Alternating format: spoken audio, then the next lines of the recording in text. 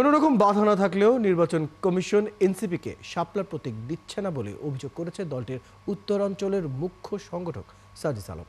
পক্ষপাতমূলক এমন আচরণে সুষ্ঠু নির্বাচন নিয়ে নির্বাচন কমিশনের উপর দলটির আস্থা রাখতে পারছে না বলেও জানান এনসিপির এই নেতা।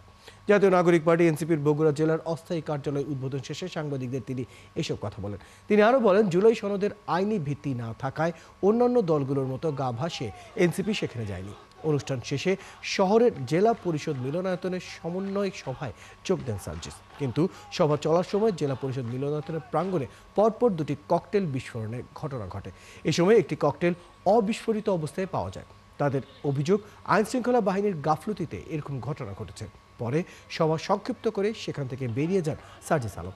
এদিকে এই ঘটনার প্রতিবাদে বিক্ষোভ মিছিল করেছে এনসিপির নেতাকর্মীরা।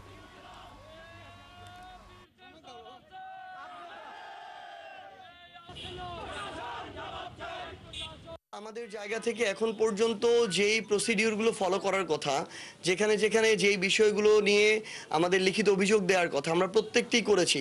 বরং নির্বাচন কমিশনের ক্ষেত্রে আমরা অসহযোগিতা পেয়েছি।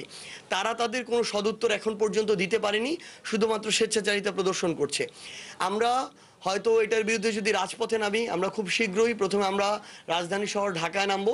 এরপর যদি প্রয়োজন হয় বাংলাদেশের ৬৪টি জেলায় এই ছাত্র জনতা এনসিপির শাপলার জন্য রাজপথে নামবে।